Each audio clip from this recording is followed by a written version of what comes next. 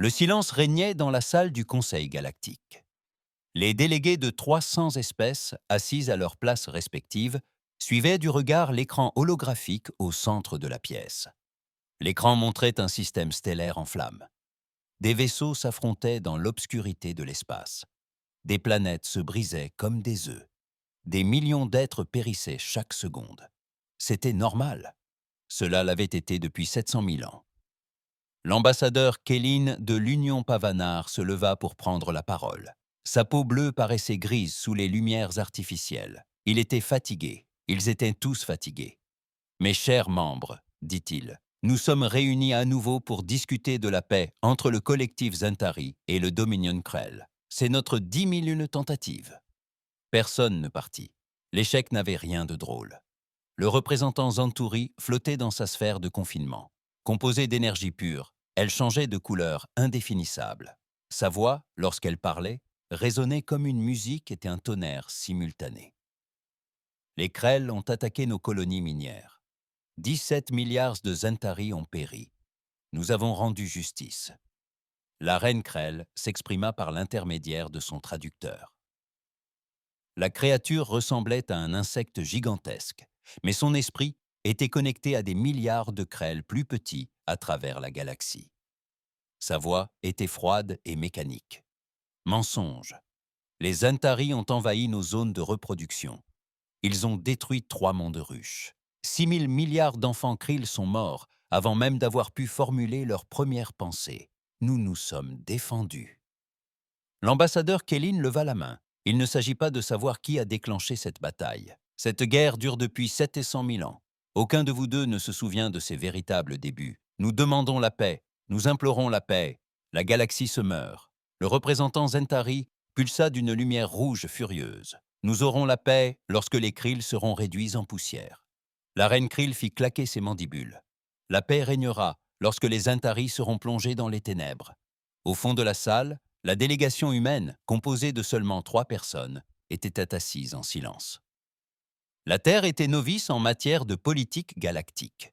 Les humains n'avaient non découvert le voyage supraluminique qu'il y a 70 ans et n'avaient rejoint le Conseil galactique que 20 ans auparavant. L'ambassadrice humaine était une femme nommée Sarah Chen. Elle avait 52 ans. Ses cheveux étaient gris et ses yeux fatigués. Elle assistait à ces pourparlers de paix depuis 5 ans. Elle n'avait constaté aucun changement. À côté d'elle se trouvait l'amiral Marcus Webb, commandant de la flotte spatiale terrestre. C'était un militaire, mais il détestait la guerre. Il avait combattu lors du dernier grand conflit terrestre, 30 ans auparavant. Il pensait que l'humanité avait tiré les leçons du passé. Il se rendit ensuite aux étoiles et découvrit ceci. Le 3e humain était le docteur James Park, un xénopsychologue. Il étudiait les esprits extraterrestres. Il avait passé 3 ans à analyser la guerre des Zentari et des Krill. Sa conclusion était simple. Les 2 camps étaient peints ou pris au piège. Ils avaient oublié la paix. Ils ne savaient certes pas comment mettre fin au combat. Sur l'écran holographique, un autre système stellaire s'éteignit. L'écran montrait l'étoile s'éteindre, tandis que des millions de vaisseaux puisaient son énergie pour alimenter leurs armes. 3 planètes habitées se figèrent instantanément. 40 milliards de vies furent anéanties. Sarah Chen se leva, sa chaise raclant le sol de l'immense salle. Le bruit était assourdissant. « Mesdames et messieurs, annonça-t-elle, l'humanité se retire de ces négociations. » La salle explosa de vacarme. Des centaines d'espèces se mirent à parler simultanément. L'ambassadrice Kélin parut choquée. « Ambassadrice Chen, je vous en prie, reconsidérez votre position. Nous avons besoin de toutes les voix pour la paix. » Sarah Chen secoua la tête. « Ce n'est pas une négociation, c'est du théâtre. Nous jouons le même spectacle tous les mois et rien ne change. » Pendant ce temps, des milliards de personnes meurent. Le représentant Zentari se tourna vers elle. « L'humanité est jeune et ignorante. Vous n'avez jamais mené de véritable guerre. Vous ne pouvez donc pas la comprendre. » L'amiral Webb se tenait près de l'ambassadeur Chen. Son visage était dur. « Nous savons que vous vous entretuez depuis 700 000 ans. Nous savons que vous avez entraîné des milliers d'espèces innocentes dans votre conflit. Nous savons que vous avez détruit une station de recherche la semaine dernière. 50 000 civils ont péri. Ce n'étaient ni des Zentari ni des Krell. De simples scientifiques étudiant une nébuleuse. L'interprète des mines de la reine Krell émit un son dédaigneux. Des victimes de guerre. Ils auraient même dû choisir leur camp. Le docteur Park prit la parole en dernier. C'était un homme de petite taille qui parlait habituellement à voix basse, mais à présent, sa voix résonna dans toute la salle. « Vous êtes tous deux malades, dit-il. Cette guerre n'a plus rien à voir avec le territoire, les ressources ou l'idéologie. C'est une addiction. Vous vous battez parce que vous avez oublié comment faire autrement. Vos civilisations sont bâties sur la guerre. Vos économies ont besoin de la guerre. Vos dirigeants accèdent au pouvoir par la guerre. Vous ne pouvez pas vous arrêter, car s'arrêter reviendrait à admettre que 700 000 ans de mort n'ont servi à rien. » Le silence retomba dans la salle. Jamais personne n'avait communiqué ainsi avec les deux empires. Sarah Chen reprit sa tablette. L'amiral Webb et le docteur Park la suivirent vers la sortie. « Où va l'humanité » demanda l'ambassadrice Kellyn. Sarah Chen s'arrêta à la porte. Elle jeta un dernier regard à la salle, aux représentants zentariens et Krells, à l'écran holographique montrant le dernier massacre, aux 300 espèces, qui avaient perdu tout espoir. « Nous allons mettre fin à cette guerre, » dit-elle. Puis la délégation humaine sortit. 10 heures plus tard, Sarah Chen était assise dans ses quartiers sur le vaisseau de l'ambassade humaine. Elle lut un message du commandement terrestre. Il était bref. « Opération Destroyer stellaire approuvée. Vous avez plein pouvoir. Mettez fin à cette guerre. Quoi qu'il en coûte. Bon courage. » Sarah ferma les yeux. Elle pensa à sa fille restée sur Terre. Elle pensa à son petit-fils qui venait de naître. Elle pensa à tous les enfants de la galaxie qui méritaient de grandir en paix. Elle ouvrit les yeux et appuya sur le bouton du communicateur. « Amiral Webb, Dr Park, venez dans mes quartiers, nous avons du travail. » Dehors, par la fenêtre, les étoiles brillaient dans l'obscurité. Bientôt, l'une de ces étoiles brillerait plus fort que toutes les autres. Bientôt, tout changerait. La guerre millénaire allait s'abattre sur l'humanité. Et l'humanité avait apporté quelque chose d'unique à la galaxie. L'espoir. Et l'espoir, armé des bons outils, pouvait déplacer des montagnes, ou, dans ce cas précis, mettre fin à une guerre éternelle. Le destroyer stellaire. USS planait dans l'espace tel un géant endormi. Massif. Il mesurait 5 km de long et 2 km de large. Il ne ressemblait en rien à un vaisseau de guerre ordinaire. Sa coque était noire, mais ce noir semblait mouvoir. En l'observant attentivement, on pouvait distinguer des motifs changeants à sa surface, comme des gouttes d'huile sur l'eau. C'était le secret de l'humanité.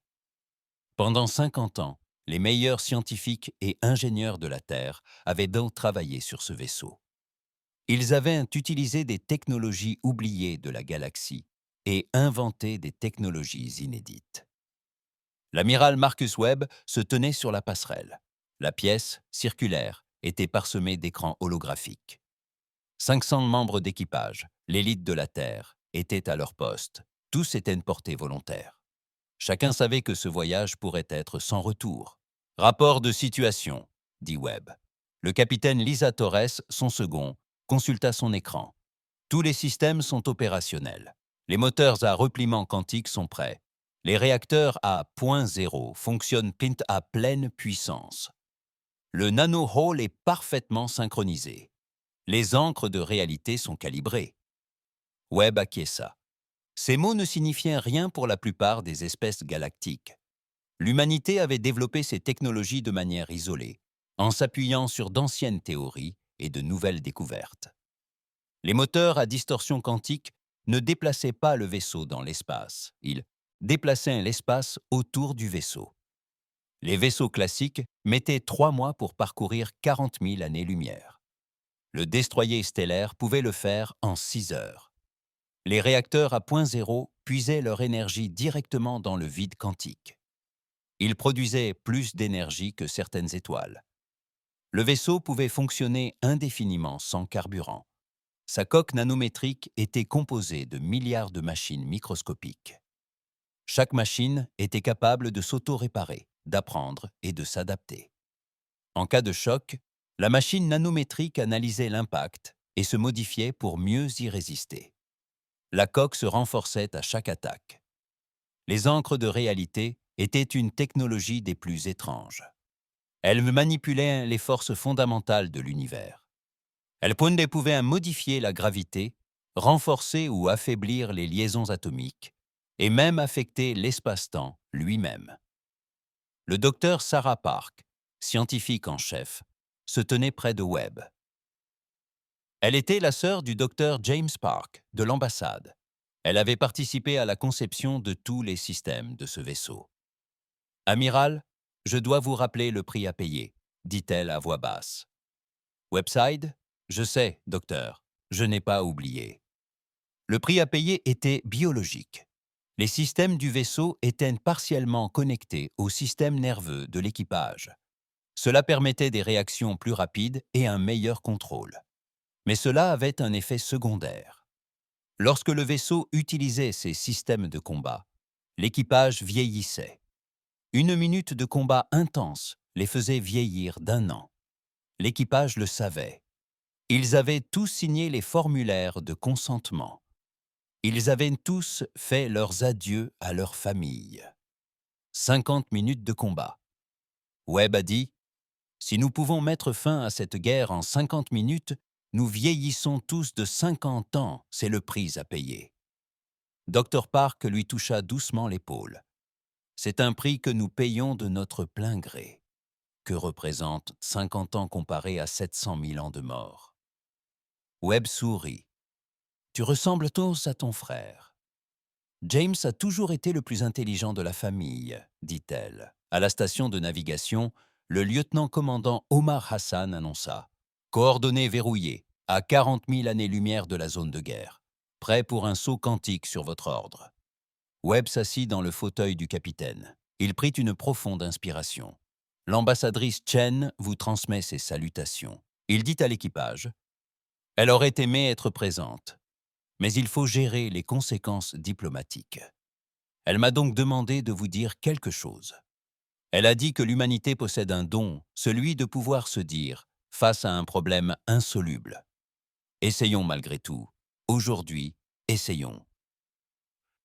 Aujourd'hui, nous mettons fin à une guerre qui a duré plus longtemps que notre espèce n'existe. » L'équipage resta silencieux. Puis, un à un, ils rejoignirent dans leur poste. C'était un geste de respect et de solidarité. Webb était fier. Ces gens représentaient ce que l'humanité a de meilleur. « Lieutenant Hassan, activez le moteur à distorsion quantique. Emmenez-nous sur la zone de guerre. »« Bien, monsieur. » 3, 2, 1. Le vaisseau ne tangua ni ne trembla. L'espace lui-même se transforma autour de lui. À travers les hublots, les étoiles s'étirèrent en longs filaments lumineux. Puis, les filaments devinrent des rubans. Puis, les rubans formèrent un fleuve de couleurs pures. 6 heures s'écoulèrent.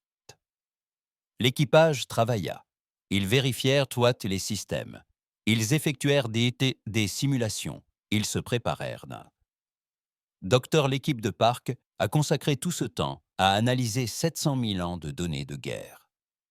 L'intelligence artificielle du destroyer stellaire était la plus avancée jamais conçue. Elle pouvait traiter l'information plus rapidement que n'importe quel esprit biologique. En 6 heures, elle a passé en revue chaque bataille majeure, chaque tentative de paix et chaque stratégie employée par les deux empires. La conclusion de l'IA s'afficha sur l'écran principal. « Analyse terminée », annonça la voix calme de l'IA. La guerre contre les Krill Antari se poursuit non pas pour des raisons de ressources, de territoire ou d'idéologie.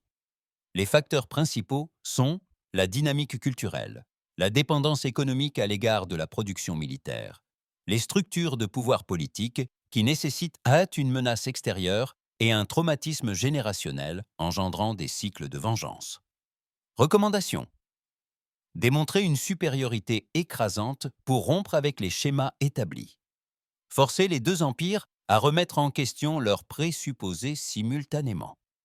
Autrement dit, comme l'a dit le capitaine Torres, montrez-leur quelque chose de tellement choquant qu'ils seront obligés de s'arrêter et de réfléchir. Exactement. Le docteur Park l'a confirmé. Les deux empires se croient la puissance dominante de la galaxie. Les deux empires croient que leurs ennemis sont maléfiques. Les deux empires croient qu'il n'y a pas d'autre solution que la guerre. Nous devons prouver simultanément que ces trois croyances sont fausses. Webb étudia la carte tactique. 14 000 vaisseaux de guerre convergeaient vers un système nommé Nexus Prime. C'était un point stratégique. Les deux empires le convoitaient. Un nouveau massacre était imminent. C'est ici que nous entrons en scène, décida Webb. Le vaisseau sortit du repli quantique. La zone de guerre apparut sur les hublots. Des secteurs entiers de l'espace rougeoyaient sous les tirs d'armes. Des vaisseaux épaves jonchaient sur le sol. Certains étaient centenaires, d'autres avaient disparu quelques secondes auparavant. « Ouvrez tous les canaux de communication », ordonna Webb. « Toutes les fréquences, toutes les langues, puissance. Maximale. Je veux que les deux empires entendent ceci. » L'officier de communication acquiesça. « Canaux ouverts, monsieur. » Webb se leva. Il regarda son équipage. Ils le fixèrent en retour avec détermination. « Ici l'amiral Marcus Webb du destroyer stellaire de la Terre unie. Nous transmettons sur toutes les fréquences au collectif Zantari et au Dominion Krell. Votre guerre dure depuis 700 000 ans. Elle prend fin maintenant. Ceci n'est ni une requête, ni une négociation. C'est un constat. Reculez ou nous vous y obligerons. » Sur l'écran tactique, 14 000 vaisseaux de guerre changèrent de cap. Ils se dirigèrent tous vers le destroyer stellaire. Le capitaine Torres vérifia ses capteurs. « Monsieur, les deux flottes nous prennent pour cible. Elles chargent leurs armes. » Webb se rassit. « Alors, montrons-leur ce que l'humanité a apporté à cette galaxie. Tous au poste de combat. Activez les systèmes défensifs. N'oubliez pas, nous ne sommes pas là pour les détruire, mais pour les arrêter. » La coque du destroyer stellaire se mit à briller. Les nanomachines s'activèrent. Les ancres de réalité furent mises sous tension. Le vaisseau était prêt. La guerre de 700 000 ans allait bientôt prendre fin. La bataille commença à 14 heures galactiques précises. 7000 vaisseaux zantariens ouvrirent le feu les premiers. Leurs armes étaient des rayons d'énergie pure capables de transpercer des planètes. Ces rayons frappèrent le destroyer stellaire de toutes parts. Le vaisseau humain aurait dû exploser instantanément. Au lieu de cela, sa coque s'illumina d'une lueur plus intense. Les nanomachines absorbèrent chaque parcelle d'énergie. Les réacteurs à point zéro convertirent l'attaque en énergie. Les réserves énergétiques du vaisseau augmentèrent. « Bouclier à 150%, annonça le capitaine Torres. Sa voix était calme, mais ses yeux étaient grands ouverts.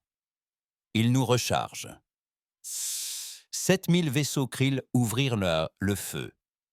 Leurs armes étaient différentes. Des flux de matière concentrés, des projectiles se déplaçant à une vitesse proche de celle de la lumière, et des armes biologiques capables de corroder le métal. La coque nano s'adapta instantanément. Les machines ont modifié leur structure. Les projectiles ont ricoché. Les armes biologiques ont été neutralisées avant même d'atteindre la coque. Les flux de matière se sont dispersés sans danger. Intégrité de la coque à 100%. Le docteur Park a annoncé « Les nanomachines apprennent plus vite que prévu. Chaque attaque nous rend plus forts. » L'amiral Webb observait la démonstration tactique. 14 000 vaisseaux les encerclaient. Chaque vaisseau était colossal. Chaque vaisseau était armé d'armes, capables de détruire des lunes. Ensemble, ils disposaient d'une puissance de feu suffisante pour fendre une planète en deux. Ils ne pouvaient même pas égratigner le destroyer stellaire. « Activez le miroir de protocole », ordonna Webb. Les doigts du lieutenant Hassan parcoururent ses commandes. Miroir de protocole activé. Réflexion défensive en ligne. Le destroyer stellaire accomplit l'impossible. Chaque arme qu'il atteignait était analysée instantanément. Les ancres de réalité du vaisseau manipulaient l'espace lui-même. Les projectiles étaient renvoyés vers leur source, mais leur puissance était désormais doublée. Un cuirassé Zentari tira un puissant rayon d'énergie. Le rayon frappa le destroyer stellaire et rebondit. Le rayon réfléchi frappa le Dreadnought avec une force décuplée. Les boucliers du vaisseau massif cédèrent, sa coque se fissura. L'atmosphère s'échappa dans l'espace. Le Dreadnought n'explosa pas. L'équipage survécut, mais le vaisseau était hors d'usage. « Nous ne les tuerons pas », dit Webb à son équipage. « N'oubliez pas que nous neutralisons, nous ne détruisons pas. » Sur tout le champ de bataille, le même phénomène se produisit. Les vaisseaux tirèrent, leurs armes ricochèrent. Les vaisseaux s'éteignirent hors service, mais intacts. Le commandant Zenturi, un être d'énergie pure nommé Kathvara, observait la scène depuis son vaisseau amiral. Pour la première fois en 3000 ans d'existence, il ressentit quelque chose de nouveau, la peur. « Qu'est-ce que c'est que ce vaisseau ?» demanda Kathvara. « Nos armes l'alimentent. Nos attaques les plus puissantes sont impuissantes. Que sont ces humains ?» L'esprit de la reine Krell observait depuis son vaisseau ruche. Sa conscience composée d'1 milliard de parties peinait à comprendre. Les Krell se battaient depuis 700 000 ans. Ils avaient affronté toutes les armes imaginables. C'était inimaginable. Tous les vaisseaux connaissaient la stratégie. L'esprit de la reine ordonna « Ignorer le vaisseau humain, poursuivre les objectifs principaux, détruire les vaisseaux Zenturi. » Mais les Zentari eurent de la même idée. Tous les vaisseaux ignorèrent les humains. Se concentrer sur les cibles Krell. Pendant 5 minutes, les deux flottes tentèrent de s'affronter en ignorant le destroyer stellaire. Sans succès. Chaque tir passant près du vaisseau humain était intercepté par ses ancres de réalité et dévié. Les missiles changeaient de trajectoire en plein vol. Les rayons d'énergie se courbaient comme la lumière à travers une lentille. Le destroyer stellaire se transformait en bouclier, protégeant les deux flottes l'une de l'autre. Aucun camp ne parvenait à porter un coup décisif. « Monsieur, ils commencent à s'impatienter », observa le capitaine Torres. « Certains vaisseaux s'éprônent. » Webb fronça les sourcils. « Voici la prochaine démonstration. Activez la défense contre l'effondrement de la réalité. » Le docteur Park semblait inquiet. « Amiral, ce système est expérimental. Nous ne l'avons testé qu'en simulation. Aujourd'hui, il sera mis à l'épreuve en conditions réelles. » Webb a dit que les Zentaira préparaient leur armée ultime. Je peux voir la signature énergétique se former. Sur l'écran tactique, une plateforme de super-armes Zentaira s'est activée. C'était une sphère massive de 3 km de diamètre. De l'énergie crépitait autour d'elle. « C'est une bombe à effondrement de réalité », dit doucement le Dr Park. « Il l'utilise pour détruire des secteurs entiers de l'espace. Tout ce qui se trouve à moins de 10 années-lumière cessera d'exister. Absolument tout. Ils sont aux abois. Webb a dit qu'il préférerait s'autodétruire plutôt que de nous laisser mettre fin à leur guerre. » La bombe à effondrement de réalité fut lancée. Ce ne fut pas rapide. Il n'était pas nécessaire d'aller vite. Il suffisait d'atteindre la zone cible et d'exploser. Alors tout prendrait fin. Les ancres de réalité du destroyer stellaire s'activèrent à pleine puissance. L'espace lui-même se solidifia autour du vaisseau. La bombe pénétra dans la zone et explosa. La réalité menaça de s'effondrer. Les forces fondamentales de l'univers tentèrent de se déchirer. Pendant une microseconde, l'espace autour du destroyer stellaire exista dans un état que les lois de la physique jugeaient impossible. Puis, les ancres de réalité stabilisèrent tout. L'onde de choc se figea. Les systèmes du vaisseau l'analysèrent, la comprirent et l'inversèrent. L'énergie de la bombe se dissipa en rayonnement inoffensif. Le destroyer stellaire demeura intact. Les équipages de 14 000 vaisseaux restèrent bouche bée. Rapport de situation, commande passée sur le web. Tous les systèmes sont normaux, déclara le capitaine Torres. Les encres de réalité ont parfaitement fonctionné. Intégrité de la coque à 100%. L'équipage a subi un léger décalage temporel, mais tout le monde est sain et sauf. Webb se leva et se dirigea vers la console de communication. Ouvrez un canal avec les deux flottes, visuel et audio. Son image apparut sur les écrans de tous les vaisseaux des deux flottes. Il paraissait fatigué, mais déterminé. Commandant des flottes Krell zentariennes, vous avez constaté 3 choses. Premièrement, vous ne pouvez pas nous blesser. Vos armes ne font que nous rendre plus forts. Deuxièmement, nous pouvons retourner vos attaques contre vous sans effort. Troisièmement, vos armes ultimes sont inefficaces contre nous. Il marqua une pause pour laisser le temps à ses paroles de faire leur chemin. Nous combattons depuis 15 minutes. Vous avez appris que la guerre conventionnelle est inefficace contre nous. Vous avez 35 minutes pour apprendre quelque chose de bien plus important. Vous devez comprendre pourquoi vous devez cesser de chercher à nous nuire. Plus important encore, vous devez comprendre pourquoi vous devez cesser de vous nuire les uns aux autres. Webb fit un geste vers une personne hors champ. Le docteur Park apparut à ses côtés. Voici le docteur Sarah Park, notre scientifique en chef. Elle a étudié votre guerre pendant 3 ans. Elle a des choses à vous révéler, des choses que vous avez oubliées, des choses que vous ignoriez. Soyez attentifs. Votre avenir en dépend. La transmission a changé.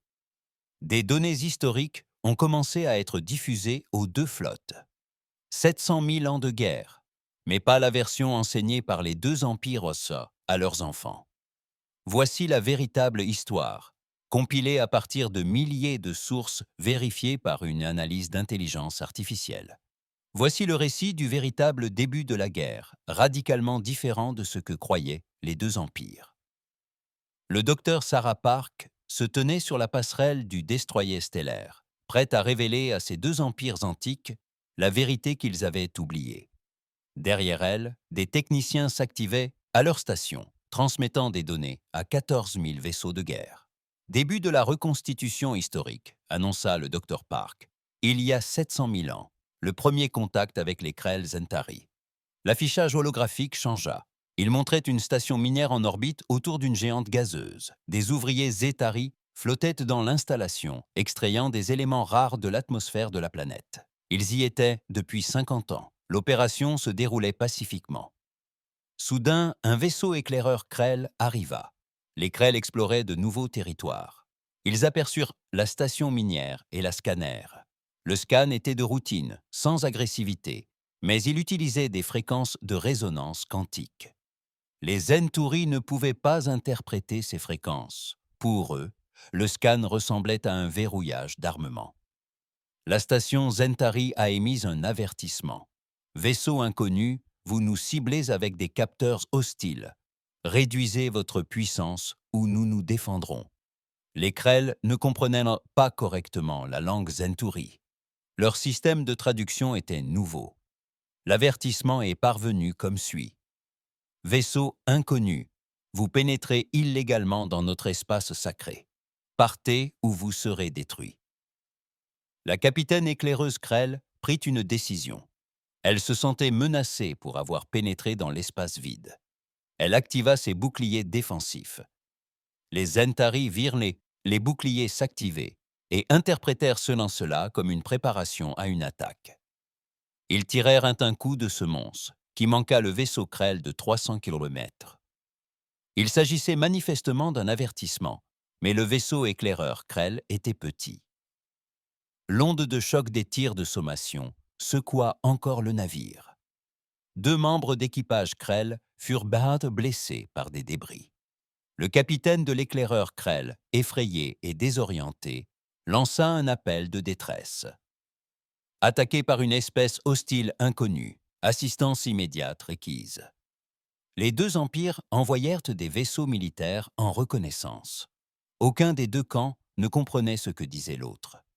Les deux camps étaient terrifiés. Chacun pensait se défendre. Une escarmouche éclata. 10 vaisseaux de chaque côté. 47 Zentarii périrent. 63 Krell trouvèrent la mort. Ce fut une tragédie. Ce fut aussi un accident. Mais la politique s'en mêla. La reconstitution du Dr Park révéla la suite des événements. Les dirigeants Zentarii exploitèrent l'incident pour consolider leur pouvoir. « Regardez ces extraterrestres agressifs », lancèrent-ils à leur peuple. « Nous devons être forts pour nous protéger. » Les dirigeants Krell ont fait de même. Ces êtres d'énergie ont attaqué notre vaisseau éclaireur sans provocation. Nous devons nous préparer à la guerre. Les deux camps ont construit davantage de vaisseaux militaires. Les deux camps se sont préparés à une seconde rencontre. Les deux camps étaient persuadés que l'autre était maléfique. Lorsqu'ils se rencontrèrent à nouveau 6 mois plus tard, ils étaient prêts à en découdre. Et la guerre éclata. Voilà comment tout a commencé. Le Dr Park évoqua un malentendu, une erreur de traduction, 2 équipages de reconnaissance apeurés, puis l'orgueil. Les deux camps étaient trop fiers pour admettre que tout cela n'était qu'une erreur. L'amiral Webb observait les démonstrations tactiques. Les navires des 2 flottes s'éteignaient, non pas à cause de dégâts, mais parce que leurs équipages avaient cessé de travailler. Ils assistaient à la reconstitution historique. 700 000 ans de propagande s'effondraient sous leurs yeux. « Continuez !» dit le docteur Webb. Le docteur Park leur en montra davantage. Pendant les 1000 premières années, les 2 empires tentèrent à plusieurs reprises de faire la paix. Mais à chaque fois, les extrémistes des 2 camps sabotèrent les négociations. Les dirigeants qui avaient bâti leur pouvoir sur la guerre ne pouvaient survivre à la paix. Les généraux commandant de vastes flottes perdraient leur influence. Les fabricants d'armes qui avaient amassé des fortunes feraient faillite. La reconstruction révéla des tentatives d'assassinat. Des militants pacifistes ceinturis furent tués par leurs propres compatriotes. Des diplomates Krell furent exécutés pour trahison. Chaque acte de violence éloignait davantage les empires. Après 10 000 ans, poursuivit le Dr Park, aucun des 2 empires ne se souvenait pourquoi ils se haïssaient, mais ils savaient qu'ils se haïssaient. La haine était devenue culturelle. Les enfants Zentaris apprenaient que les Krell étaient des monstres. Les larves Krell apprenaient que les Zentaris étaient des démons. La haine était devenue leur identité. Elle leur montra des écoles, des salles de classe Zentaris, où de jeunes êtres d'énergie apprenaient les tactiques de combat avant même l'art. Des couvoirs Krell où les larves étaient entraînées au combat avant même d'apprendre à parler. Après 100 000 ans, vos économies sont devenues entièrement dépendantes de la guerre. L'industrie Ktari existe pour fabriquer des armes. Les structures Krellives existent pour produire des soldats. Aucun de vous ne sait plus comment vivre en paix. Des images défilaient sur les écrans. Des complexes industriels Ktari s'étendaient sur des planètes entières. Des mondes d'élevage de krill produisaient des milliards de guerriers. Les 2 sociétés étaient devenues des machines, ne connaissant plus que la guerre. Et maintenant, après 700 000 ans, vous avez tous 2 oublié quelque chose d'essentiel, dit le docteur Park. Sa voix s'est faite plus douce. Vous avez oublié que vous n'êtes pas si différents les uns des autres. L'affichage holographique changea de nouveau. Il se divisa en 2 images. D'un côté, un parent Zitari enseignait à son enfant les couleurs d'une nébuleuse. De l'autre, un parent Krell enseignait à sa progéniture les configurations des étoiles. D'autres images apparurent. Des artistes Zatari créaient des sculptures à partir d'énergie solidifiée. Des compositeurs préhistoriques créant des symphonies de phéromones. Des scientifiques des 2 espèces découvrant les mêmes vérités mathématiques. Des philosophes des 2 camps s'interrogeant sur la nature de l'existence. Vous aimez tous 2 la beauté. Le Dr Park a dit « Vous créez tous 2 de l'art. Vous recherchez tous 2 la connaissance. Vous prenez tous 2 soin de vos enfants. Vous vous interrogez tous 2 sur votre place dans l'univers. Vous êtes tous 2 des espèces intelligentes, sensibles et créatives. Et vous avez gaspillé 700 000 ans à tenter de vous anéantir mutuellement à cause d'une erreur si ancienne que personne ne s'en souvient précisément. Le silence a envahi les canaux de communication. 14 000 vaisseaux étaient suspendus dans l'espace, leurs équipages assimilant les informations qu'ils venaient d'apprendre. Puis l'amiral Webb prit la parole. 20 minutes se sont écoulées depuis le début de cet affrontement. Nous vous avons démontré que la force ne peut nous vaincre.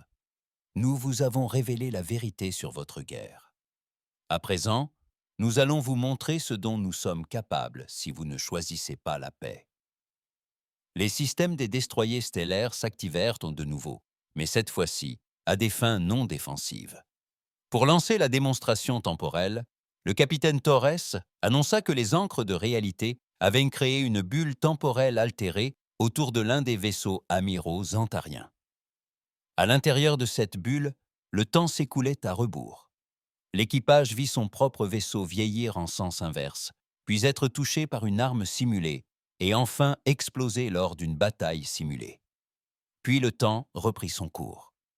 Le vaisseau était redevenu normal, intact, mais chaque personne à bord venait de vivre sa propre mort.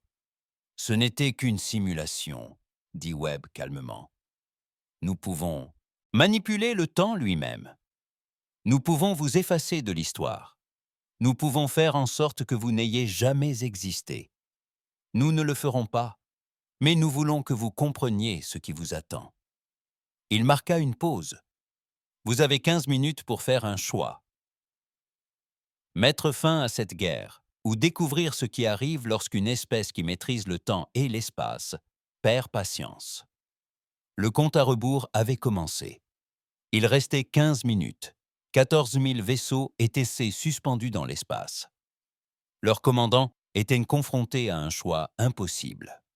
À bord du vaisseau amiral Zentari, le commandant Kvara réunit son conseil. Ces êtres d'énergie pure, chacun âgé de plusieurs milliers d'années, n'avaient n'en connu que la guerre durant toute leur existence. « Ces humains disent la vérité », déclara un membre du conseil. L'énergie pulsait de couleurs confuses. Je ressentis le décalage temporel. Ils peuvent nous effacer. Ils nous ont montré notre histoire. Un autre dit « La guerre a commencé par une erreur. Tout ce en quoi nous croyons est faux. » Mais si nous admettons cela, dit Katvara d'une voix calme, que sommes-nous? Toute notre civilisation repose sur cette guerre. Notre raison d'être, notre identité, notre sens. Si la guerre prend fin, qui sommes-nous? À bord du vaisseau Rushkrel, l'esprit de la reine traversait une crise similaire. Ces milliards de parties de conscience se livraient à un conflit intérieur. Certaines aspiraient à la paix, d'autres voulaient se battre jusqu'à la mort. Pour la première fois de son existence, l'esprit de la reine était véritablement divisé. « Nous ne pouvons pas faire confiance à ces humains », insistaient certains de ses composants. « C'est un piège. Ils veulent que nous baissions notre garde. » « Mais ils auraient déjà pu nous anéantir », rétorquaient d'autres composants. « Ils ont fait preuve de clémence. Ils ont mis nos vaisseaux hors service, mais n'ont tué personne. Ils nous ont donné la vérité au lieu de la propagande. » La reine réfléchissait aux données historiques. Le premier contact, l'erreur de traduction, l'accident qui a déclenché une guerre, 700 000 ans de mort, parce que personne n'a voulu admettre ses erreurs. Sur la passerelle du destroyer stellaire, l'amiral Webb observait le compte à rebours. Il restait 10 minutes. « Monsieur, le capitaine Torres a signalé avoir détecté des mouvements dans les deux flottes. Certains navires rompent la formation. »« Dans quelle direction ?» demanda Webb. « Vers nous, monsieur. Mais ils ne chargent pas leurs armes. »« Si. Je pense qu'ils tentent de se rendre. »« Combien ?»« Environ 400 navires. Zentari et Krell confondus. Ils émettent des signaux de paix. » Le docteur Park sourit. Les jeunes équipages, des soldats qui n'ont jamais choisi cette guerre, saisissent l'opportunité que nous leur avons offerte. Mais les signaux de paix n'ont pas fait l'unanimité. Des deux côtés, les commandants intransigeants étaient furieux. Un groupe de combat zantariens de 600 navires a soudainement ouvert le feu sur les bâtiments qui tentaient de se rendre. Il les considérait comme des traîtres. « Non », a rétorqué Webb sèchement. « Nous ne sommes pas venus ici pour les regarder s'entretuer. Activez le protocole de sanctuaire. » Les doigts du lieutenant Hassan parcoururent ses commandes. Protocole de sanctuaire activé. Les ancres de réalité du destroyer stellaire créèrent des milliers de petits portails dimensionnels. Chaque membre d'équipage des 600 vaisseaux ennemis se retrouva soudainement téléporté dans des zones sécurisées et à bord de ses propres vaisseaux. Ils étaient indemnes, mais incapables d'atteindre leurs armes ou leurs moteurs. Alors, les nanosystèmes du destroyer stellaire s'activèrent. Des machines microscopiques traversèrent en l'espace à une vitesse fulgurante. Elles atteignirent les 600 vaisseaux ennemis et commencèrent à les démanteler. Mais ils n'explosèrent pas. Ils ne brûlèrent pas entièrement pas. Ils se désintégrèrent que simplement, atome par atome, dans un ordre parfait. En moins d'1 minute, 600 vaisseaux de guerre gigantesques furent cachés réduits à l'état d'atomes. Ces atomes s'organisèrent dans l'espace, formant des lettres qui épelaient le même message en Zentari et en Krell. AC. Le message, haut de 10 km, brillait de la lumière des atomes ionisés. Tous les vaisseaux des 2 flottes pouvaient le lire. 5 minutes. Annonce diffusée sur tous les canaux. Vous avez 5 minutes pour signer la paix. Passé ce délai, nous vous priverons de toute capacité de guerre. Nous n'attaquerons pas votre peuple. Mais nous démantèlerons toutes vos armes, tous vos vaisseaux, toutes vos installations militaires. Vous serez sans défense dans une galaxie qui n'oubliera jamais vos crimes. Il se leva et se dirigea vers l'avant du pont. Je sais que vous avez peur. Je sais que la paix semble impossible après tant d'années. Mais je sais aussi que vous êtes épuisés. Je sais que chacun d'entre vous a perdu des amis, de la famille, des mondes entiers. Je sais qu'au fond de vous, sous la propagande, la haine et la peur, vous aspirez à ce que tout cela prenne fin. Sa voix s'est faite plus douce. Nous ne sommes pas venus ici en conquérants. Nous sommes venus en témoins. Nous avons été témoins de vos souffrances. Nous avons été témoins de votre perte. Nous avons été témoins de 700 000 ans de morts absurdes. Et nous avons décidé qu'il fallait que ça cesse. Il fallait que quelqu'un se soucie davantage de votre avenir que de votre passé. À bord du vaisseau amiral Zentari, Kvara prit une décision. Ouvrir un canal direct vers l'esprit de la reine Krell, pas d'intermédiaire. Commandant, c'est interdit par des lois désormais obsolètes. Kotvara l'interrompit. Ouvrez le canal. Pour la première fois en 700 000 ans, le chef des Zentari s'adressa directement au chef des Krell. Reine, ici le commandant Kotvara. Je ne sais comment dire. Je suis désolé. Je suis désolé que mes ancêtres aient déclenché tout cela. Je regrette que mon peuple ait persisté. Je regrette chaque Krell mort parce que nous étions trop fiers pour admettre notre erreur. L'esprit de la reine a reçu le message. Ces milliards de composants ont débattu pendant ce qui a semblé une éternité, mais qui n'a duré que 10 secondes. L'esprit de la reine répondit alors. « Commandant Kvara, ici l'esprit de la reine du Dominion Krell. Nous partageons vos regrets. Nos ancêtres ont attisé le conflit. Notre fierté égalait la vôtre. Nous avons tué autant que vous. Nous sommes tout aussi responsables de cette horreur. » Un silence suivit sur les canaux de communication. Kvara demanda alors « Que faisons-nous maintenant ? Nous avons 3 minutes pour décider. » L'esprit de la reine répondit « Si nous faisons le signe de la paix, nous montrerons notre faiblesse. Nos extrémistes se rebelleront. Une guerre civile éclatera au sein même de nos empires. »« Qu'elle éclate !» s'exclama Kotvar d'un ton ferme. « Mieux vaut un conflit bref à l'intérieur de nos frontières qu'une guerre éternelle qui consume la galaxie. Les humains ont raison. Il faut que cela cesse. » Il restait 2 minutes.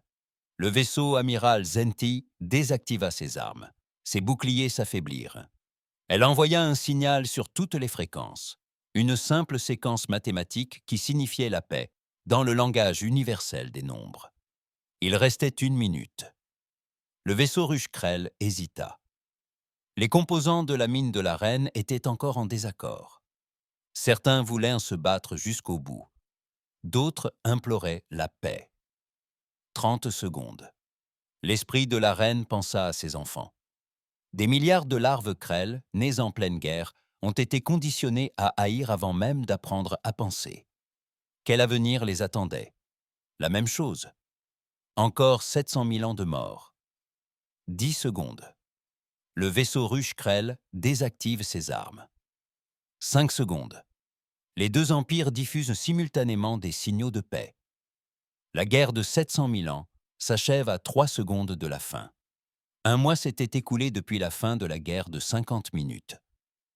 La galaxie cherchait encore à comprendre ce qui s'était passé. Une conférence de paix se tenait sur une station neutre nommée Haven. Construite spécialement à cet effet, elle orbitait autour d'une étoile que ni l'un ni l'autre empire ne revendiquait. Des milliers de délégués de centaines d'espèces s'y étaient réunis. L'ambassadrice Hara, Sarah Chen, traversa la plateforme d'observation de la station. À travers les immenses fenêtres, elle aperçut l'USS Star Destroyer. Le vaisseau imposant demeurait en orbite, gardien silencieux et symbole de la puissance humaine en cas de nécessité. Mais elle espérait que cela ne se reproduirait jamais. « Ambassadrice Chen », dit une voix familière. Elle se retourna et aperçut le commandant Kvara. Le Zentari flottait dans sa sphère de confinement, son énergie oscillant entre de douces nuances de bleu. « Commandant », dit Sarah en s'inclinant légèrement. « Où en sont les négociations ?»« Lentement, admit Kvara. 700 000 ans de haine ne disparaissent pas en 1 mois. Mais nous dialoguons. C'est quelque chose que nous n'avons jamais vraiment fait durant tout ce temps. » Sarah sourit. Le dialogue est la première étape. Tout le reste en découle. L'esprit de la reine Krell s'approcha d'eux. Il était plus petit que Sarah ne l'avait imaginé. Elle avait appris que cet esprit pouvait modifier sa forme physique. Pour les négociations, il avait choisi une forme moins intimidante pour les autres espèces. « Ambassadeur Chen », dit l'esprit de la reine par l'intermédiaire de son interprète, « nous avons une dette envers l'humanité que nous ne pourrons jamais rembourser. » Sarah secoua la tête. « Vous ne nous devez rien. Nous avons agi selon notre conscience. La suite dépend de vous. » Et la suite s'annonce difficile. Kodvara a déclaré « Nous découvrons des choses sur nos empires que nous ignorions ou que nous savions, mais que nous avions préféré ignorer. » Au cours du mois écoulé, les enquêtes ont révélé de sombres vérités. Les deux empires avaient été infiltrés par des partisans de la guerre. Des individus et des entreprises qui ont bâti des fortunes sur ce conflit sans fin. Ils ont saboté les efforts de paix pendant des centaines de milliers d'années. Ils ont assassiné des militants pour la paix. Ils ont manipulé l'information pour perpétuer la guerre.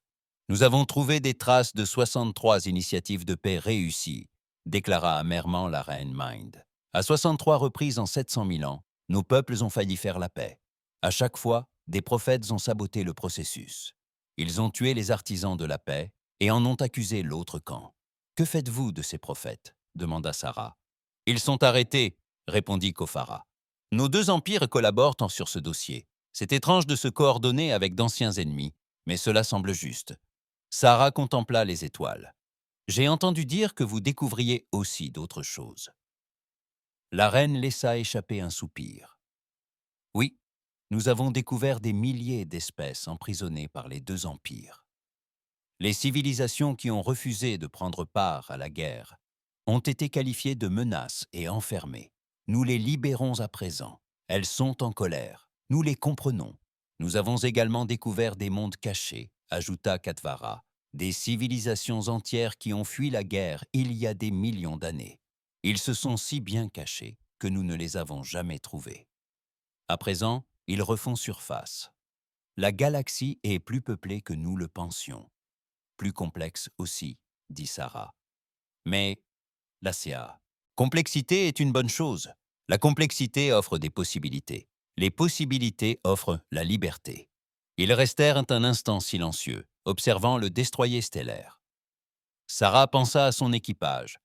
500 personnes qui avaient vieilli de 50 ans et 50 minutes pour mettre fin à cette guerre. C'étaient des héros, mais ils avaient payé un prix terrible. L'amiral Webb avait désormais plus de 100 ans biologiquement, même si seules quelques semaines s'étaient écoulées en réalité. L'équipage avait bénéficié de soins médicaux intensifs. La technologie humaine pouvait prolonger la vie, mais elle ne pouvait leur rendre les années qu'ils avaient tant sacrifiées. Webb avait dit que cela en valait la peine. Tous les membres de l'équipage étaient si d'accord. Mais Sarah se sentait toujours coupable du prix qu'ils avaient payé. « Ambassadeur, nous avons une question, » dit la reine Mine, brisant le silence. « Le Conseil galactique souhaite confier le leadership à l'humanité. Vous possédez le vaisseau le plus puissant de la galaxie. Vous avez l'autorité morale pour mettre fin à la guerre. Ils veulent que vous preniez les rênes. » Sarah s'y attendait. Et la réponse de l'humanité est non. Les deux extraterrestres parurent surpris. « Mais pourquoi ?» demanda Ktara. « Vous avez mérité de diriger. »« Nous n'avons rien mérité, » déclara Sarah d'un ton ferme. « Nous avons fait ce qu'il fallait, mais nous sommes encore jeunes. Nous apprenons encore. Nous ne voulons pas dominer la galaxie. Nous voulons l'explorer. Nous voulons apprendre d'elle. Nous voulons aider quand nous le pouvons, mais nous ne voulons pas dominer les autres. » Elle se tourna complètement vers eux. D'ailleurs, la galaxie n'a pas besoin de dirigeants humains. Elle a besoin de vous, tous les deux. Vous êtes des civilisations anciennes, riches d'un savoir et de ressources immenses. Maintenant que vous n'êtes plus mobilisés pour la guerre, imaginez ce que vous pouvez accomplir. Imaginez ce que vous pouvez construire ensemble. 10 ans plus tard, Sarah Chen se tenait dans un parc, sur une planète reconquise. Cette planète avait été un champ de bataille pendant 50 000 ans. Chaque centimètre de sa surface avait été ravagé par les armes. Rien n'y avait vécu depuis des millénaires. À présent, c'était un jardin. Starry et Krell avaient œuvré ensemble à sa restauration. Ils avaient nettoyé le sol, replanté des forêts et fait renaître les océans. Il leur avait fallu 10 ans, mais la planète revivait. Sarah observait 3 enfants qui jouaient près d'une fontaine. L'un était humain, âgé d'environ 8 ans. L'un était un jeune Zentari, sa forme énergétique contenue dans une petite sphère d'apprentissage.